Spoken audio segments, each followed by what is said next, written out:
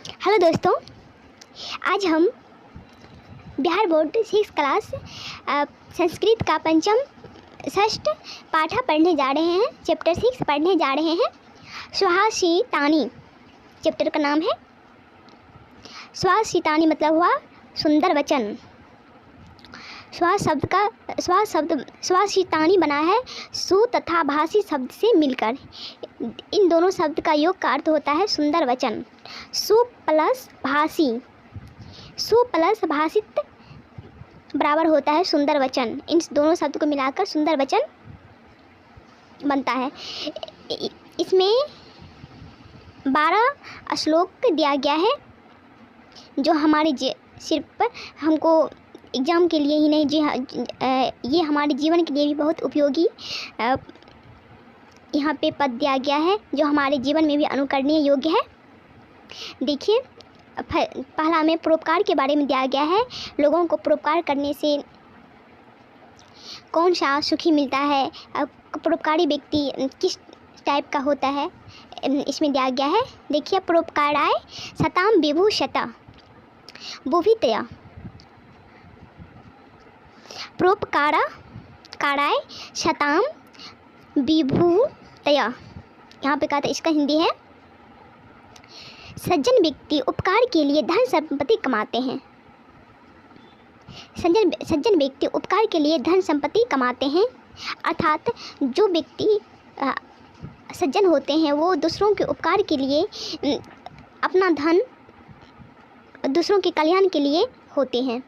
वो अपना धन को दूसरे के कल्याण के लिए वितरित करते हैं, अर्थात उसको संपादन करते हैं, उसको देते हैं। जो परोपकारी व्यक्ति होते हैं वो अपना देह जो धारण करता है इस संसार में, उसका कारण ही होता है हम परोपकार करें, जो परोपकारी व्यक्ति होता है। अब देखिए, उदारचरितानां तु वसुधैव कुटुम्बकम्। दो में है उदारचरिताना मतलब होता है ऊंचे विचार वाला, ऊंचे विचार वालों का। तू मतलब होता है तू, वसुधैव मतलब होता है संसार, कुटुंब मतलब होता है परिवार। जो ऊंचे विचार वाले व्यक्ति होता है,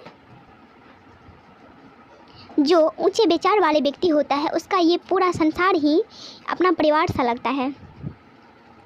जो उच्च कुल वाले ऊंचे विचार वाले व्यक्ति होता है उसको ये पूरा संसार अपने परिवार के जैसा लगता है। और जो नीच सोच वाले व्यक्ति होता है उसका अपना परिवार भी नहीं लगता है कि ये मेरा परिवार है। और वह उच्च सोच वाले व्यक्ति किसी भी व्यक्ति से भेदभाव नहीं करते हैं, अपने सभी को अपने परिवार जैसे मानते हैं। वे सबके साथ एक जैसा अपने भाई की तरह व्यवहार करते हैं। इसका यदि व्याख्या करने के लिए है तो आप इतना शब्द लिख सकते हैं, तो थोड़ा सा अपने से बढ़ा के इसका, तो जैसे एक लाइन में इसका दिया गया है, इसका हिंदी भी एक लाइन में हो जाएगा, लेकिन अपने मन से थोड़ा सा इसको विस्तारित करके लिखिएगा तो एग्जाम समय ज़्यादा अंक पाने की संभावना हो जाती है। और ये सब जितना श्लोक दिया गया है ये आप अपने जीवन में भी उतार सकते हैं। ये हमारे जीवन में बहुत ही काम आने वाले हैं। अब 3 देखिए, सुखार्थिना कुतो विद्या विद्यार्थिना कुतो सुखम। इसका मतलब है, सुखार्थिना मतलब होता है सुख चाहने वालों का, कुतो मतलब होता है कहाँ, कैसे, कहाँ और कैसे। विद्यार्थिना मतलब होता है विद्या चाहने वाला, अर्थात सुख चाहने वाले को विद्या की प्राप्ति कैसी हो सकती है। विद्यार्थिना कुतो सुखार्थिना विद्या कुतो विद्या, सुखार्थिना कुतो विद्या। इसका मतलब है सुख चाहने वालों को विद्या कैसे मिल सकती है, कैसे प्राप्त हो सकती है। यदि आप सुख चाहेंगे, यदि आप चाहेंगे कि हम पूरे भर दिन सोए रहेंगे तो आपको विद्या कैसे प्राप्त हो सकेगी। यही पे इस श्लोक में यहाँ पे 3 नंबर के श्लोक में यही समझाने की कोशिश कर रहा है कि यदि हम सुख चाहेंगे, हम सोचेंगे क्या पूरे हम भर दिन सोए रहेंगे, भरा सोए रहेंगे, तो हम विद्या कैसे प्राप्त करेंगे। पढ़ेंगे तब ना विद्या प्राप्त होगा, हम मेहनत करेंगे पढ़ेंगे तब विद्या प्राप्त होगा। इसी ये यहाँ पे बता रहा है सुख चाहने वाले को विद्या प्राप्त कैसे हो सकती है, क्योंकि विद्या प्राप्त करने के लिए परिश्रम करना पड़ता है। फिर है विद्यार्थिना कुतः सुखम, तब फिर दिया गया विद्या चाहने वालों को सुख कहाँ से। आदि जो विद्या चाहता है, जो चाहता है कि हाँ हमको विद्या प्राप्त हो, हमको ज्ञान की प्राप्ति हो, उसको तो मेहनत करना पड़ेगा, और मेहनत करेंगे तो हमको सुख कहाँ से आएगा।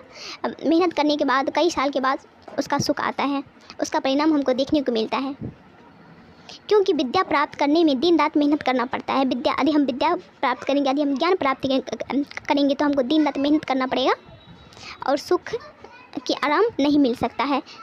इसका परिणाम यदि हम विद्या ज्ञान की प्राप्ति करेंगे तो इसका परिणाम हमको 10 साल 20 साल के बाद मिलता है, तुरंत नहीं मिल जाता है। फिर 4 में देखिए,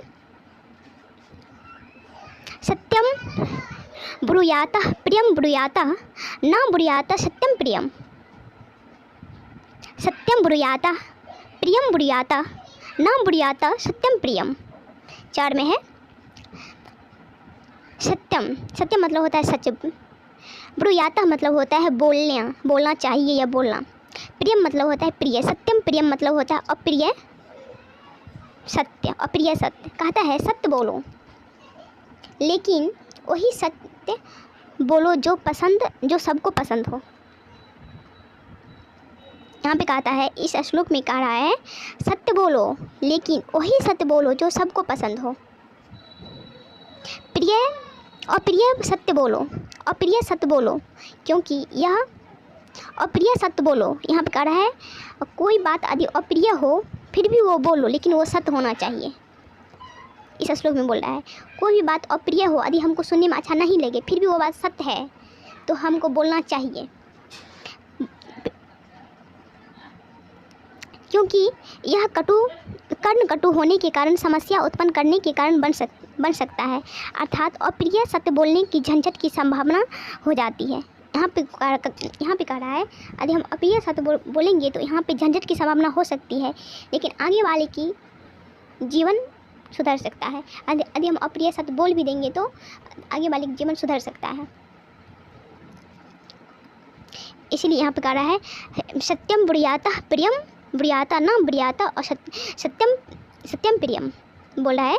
सत्यम सुख चाहने वाले ये बोल रहा है सत्य बोलो लेकिन वही सत्य बोलो जो सबको पसंद हो। अप्रिय सत्य ना बोलो, बोल रहा है अप्रिय सत्य ना बोलो, अप्रिय सत्य ना बोलो जो किसी को पसंद ना हो, क्योंकि यह कान के कटु होने के कारण समस्या उत्पन्न करने के कारण बन सकता है। अर्थात अप्रिय सत्य बोलने पर झंझट की संभावना हो जाती है। 5 में देखिए, स्वदेशी पूज्यते राजा विद्वान सर्वतः पूज्यते। कह रहा है राजा तो सिर्फ अपने देश में पूजा जाता है, एक विद्वान व्यक्ति सर्वत्र पूजे जाते हैं। जो राजा होता है अर्थात जो राजा होता है वो सिर्फ अपने क्षेत्र में ही पूजे जाते हैं, जहाँ तक उसका राज है वहाँ तक ही उसकी पूजा की जाती है। लेकिन एक विद्वान व्यक्ति, एक ज्ञानी व्यक्ति जो होता है वो कहीं भी चले जाएगा, पूरी दुनिया में कहीं भी वो चले जाएगा तो उसका सब जगह उसका पूजा होगा। यही यहाँ पे बताने की कोशिश कर रहा है।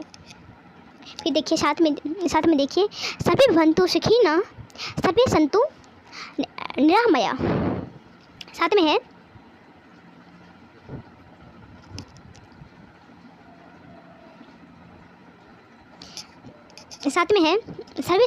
सर्वे मतलब होता है सभी, सब भवन्तु मतलब होता है हो, सुखी मतलब होता है सुख, संतु मतलब होता है हो, निरामया मतलब होता है निरोग। अर्थात वह सभी सुखी हो तथा सभी निरोग हो। संसार के सारे लोग सदा प्रसन्न तथा स्वस्थ रहे, ऐसी महापुरुषों की कामना है। यहाँ पे कहा गया है संसार के सभी लोग को सुखी रहने के लिए कहा गया है, सभी लोगों को स्वस्थ एवं निरोग रहने के लिए कहा गया है। ऐसा महापुरुषों की कामना है। हमारे महापुरुष जो गए हैं, हमारे महान आत्माओं जो यहाँ से सिधार गए हैं, यहाँ से पधार गए हैं, उसका ऐसी मनोकामना थी, है भी और थी भी। यहाँ पे 8 में देखिए, न लोभेन समम दुखम न संतोषाता परम सुखम। लोभेन मतलब होता है लोभ से, समम मतलब होता है समान, संतोषाता मतलब होता है संतोष से, परम मतलब होता है श्रेष्ठ। लोभ से बढ़कर कोई दुख नहीं है, संतोष से बढ़कर कोई सुख नहीं है। पर्याप्त यह कि लोभ के कारण व्यक्ति को अपमानित होना पड़ता है, साथ ही हर क्षण बेचैन रहना पड़ता है, जबकि संतोषी व्यक्ति का चित्त सदा शांत रहता है क्योंकि उसकी इच्छा मरी हुई होती है। इसका मतलब होता है ना सुखे ना लोभेम समम दुखम ना संतोषाता परम सुखम। यहाँ पे कहा है जो लोभी व्यक्ति होता है उसको हर टाइम हर वक्त किसी ना किसी चीज़ की आवश्यकता रहती ही है। हर टाइम उसको लगता है कि हमको ये नहीं है, वो नहीं है, ये नहीं है, वो नहीं है। हर टाइम उसके मन पूरे बेचैन रहता है, हमको इस चीज़ का कमी है, हमको इस चीज़ की कमी है। हर टाइम उसका मन पूरे बेचैन रहता है, हमको ये चाहिए, वो चाहिए, हमको ये नहीं है, वो नहीं है। मतलब उसका मन कभी भी शांत नहीं रहता। लेकिन जो संतोषी व्यक्ति होता है उसकी इच्छाएं मतलब पूरे जो है जितना है उसी में पूरे संतुष्ट रहता है, पूरे शांत रहता है, उसकी किसी भी चीज़ की इच्छा नहीं होती है, जो है उतनी में शांत। संतोषी व्यक्ति बहुत ही शांत जीवन जीता है, बहुत ही अच्छा जीवन जीता है और बहुत ही शांत स्वभाव का होता है और पूरी अपने जीवन को, अपनी लाइफ को पूरे आराम से व्यतीत करता है। 8 में देखिए, 9 में देखिए, आत्मनः प्रतिकूलानि न परेशान समाचरेता। 9 में है अपनी इच्छा के प्रतिकूल दूसरों के साथ आचरण नहीं करना चाहिए उसे, क्योंकि यह कि व्यक्ति को अपनी शक्ति तथा गुण के अनुसार काम करना चाहिए। उसे दूसरों की देखा देखी नहीं करनी चाहिए क्योंकि ऐसा करने से व्यक्ति का जीवन दुख में हो जाता है। यहाँ पे 9 में कहा गया है आप जो हैं किसी और के प्रति अपने से प्रतिकूल व्यवहार ना करें। जिस तरह आप अपने आप से चाहते हैं कि लोग हमें, कोई दूसरा व्यक्ति मेरे साथ किस तरह का व्यवहार करे, आप भी किसी और व्यक्ति को उस तरह का ही व्यवहार कीजिए। और कोई अब अपनी शक्ति के अनुसार और अपने काम के अनुसार ही, अपनी शक्ति के अनुसार अपने काम के अनुसार ही किसी भी व्यक्ति को देखा देखी कीजिए और दूसरे व्यक्ति की देखा देखी करके अपने मन को दुखी नहीं करना चाहिए। जैसे दूसरे व्यक्ति को ये है, हमको ये नहीं है, दूसरे व्यक्ति के पास कार है, मेरे पास कार नहीं है, दूसरे व्यक्ति के पास बाइक है, मेरे पास बाइक नहीं है। ये सब सोच के व्यक्ति अपने मन को पूरे दुखी कर लेता है और अच्छा से वर्तमान को जी नहीं पाता है और दूसरे व्यक्ति की देखा देखी नहीं करना चाहिए। इसमें कहा है 9 नंबर में कहा है। 10 में कहा है विभूषिता किम न करोति पापम। 10 में कहा है विभूषिता मतलब होता है भूख, की मतलब होता है कौन सा, पापम मतलब होता है काम। भूखा आदमी कौन सा पाप नहीं करता, अर्थात हर पाप कर सकता है। भूख के कारण व्यक्ति हर दुष्कर्म करने को तत्पर हो जाता है क्योंकि भूख के कारण व्यक्ति हर दुष्कर्म करने को तत्पर हो जाते हैं क्योंकि हर कोई पेट पूर्ति के लिए ही परिश्रम करता है। यहाँ पे कहा रहा है कि भूख के लिए व्यक्ति कौन सा को कर्म नहीं कर सकता है। आदि